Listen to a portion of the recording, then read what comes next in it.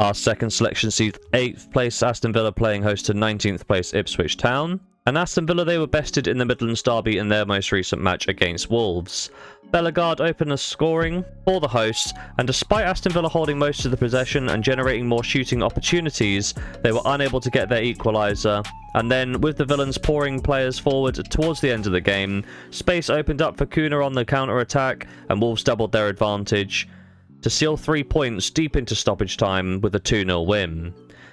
In terms of form, this loss did break a run of 5 games in a row unbeaten in the Premier League for the Villains. They're definitely suffering from a Champions League hangover in that one. They hosted Ipswich Town side, who lost against fellow relegation candidates Southampton in their last game.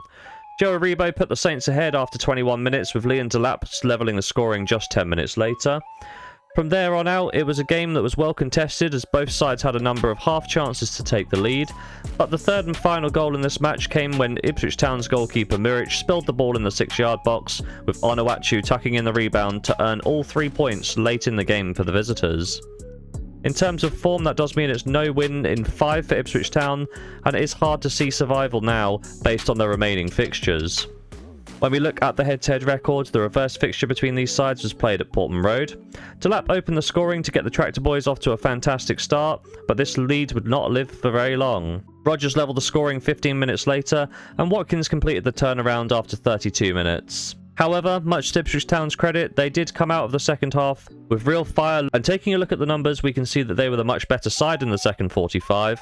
Therefore, it wasn't too much of a shock to see Delap register once again to complete his brace and see the game finish 2-2.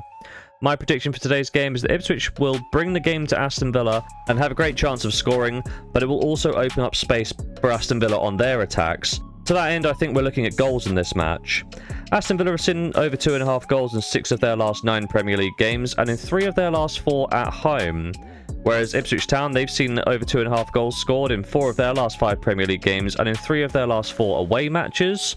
Additionally, the last match between these sides saw over 2.5 goals scored, so I will be backing over 2.5 goals, but just for a half stake here in bet number 2.